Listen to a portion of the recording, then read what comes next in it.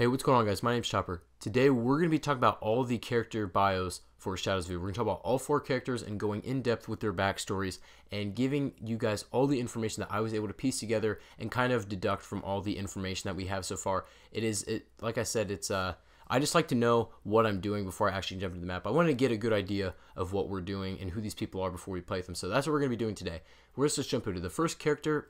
This is Jessica. Her name is Jessica. And she wants to be famous. She wants to be popular, and she wants to just be a star. And she will take advantage of anyone, any way to get it. And she has no chill. Like, she will take advantage. And that's what she's doing right here. She's using this guy to get ahead. She wants prints from him. And basically, she is like a dancer, she looks like a dominatrix of some sort in this, because she ends up cuffing the guy to the bed and then killing him. After, she gets her prints or whatever that she needed from him, she just basically took advantage of him and, just to further her popularity. So that's Jessica. Now, something to keep in mind before we jump into the next characters, Shadows of Evil is related to the same universe as Mob of the Dead. They're interrelated. They're in the same universe.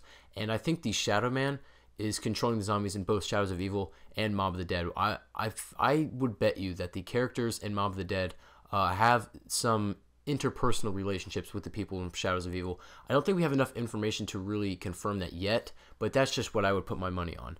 So let's go ahead and jump into the next character. This guy right here is the mayor.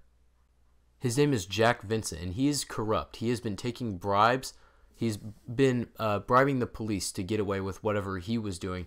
He's been bribing people and then killing them. You can see right here he's holding this money away from this guy. If you've seen the trailer, he holds the money away from this guy, and then he leads him down an alley, hits him in the back of the head with his pistol, knocks him out, and actually kills the guy. So this guy has been getting himself into a lot of trouble and using money and bribery to get his way out of it. So he's a very kind of low-key, sneaky guy, and you definitely got to watch out for him when he's trying to bribe. The next character we have right here is Floyd Campbell. This guy is a boxer, and the thing is, he wants a title. He wants to win the championship. He wants a shot at it, and he will do anything to get there. Sort of like how Jessica will do anything to get her popularity and stardom.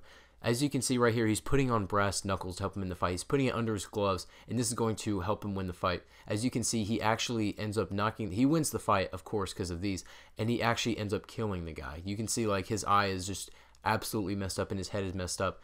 All he wants is a shot at the title, and he's going to do anything to get it, including cheating. So he's not playing by the rules. This isn't a guy who plays fair. Just keep that in mind.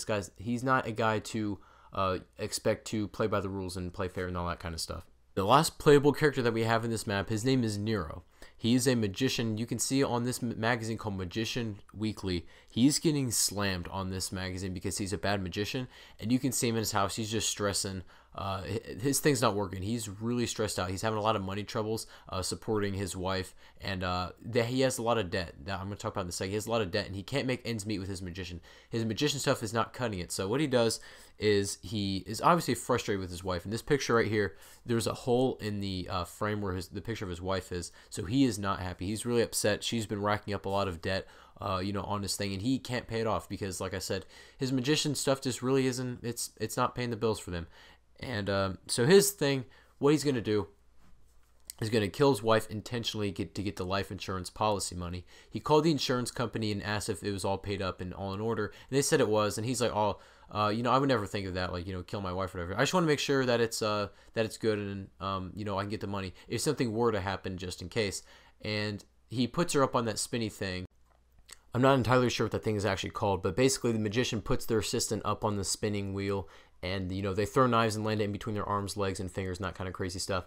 And what he actually does, he does it on purpose, and he kills her. He kills her on purpose because he wants that life insurance money, and he needs to get himself out of debt because he's in a lot of trouble right now. And basically, they go to a club or a bar or whatever, and they take a drink, and they all like fall asleep, and they wake back up in the same exact geological location, like they're still in Morgue City, but it's a different setting now. Everybody except them is zombies, and this is put on by the Shadow Man. We're going to talk about him in a second, but basically they wake up with this mark on their arm. You can see it on Jessica's hand right here, and this guy right here also has it.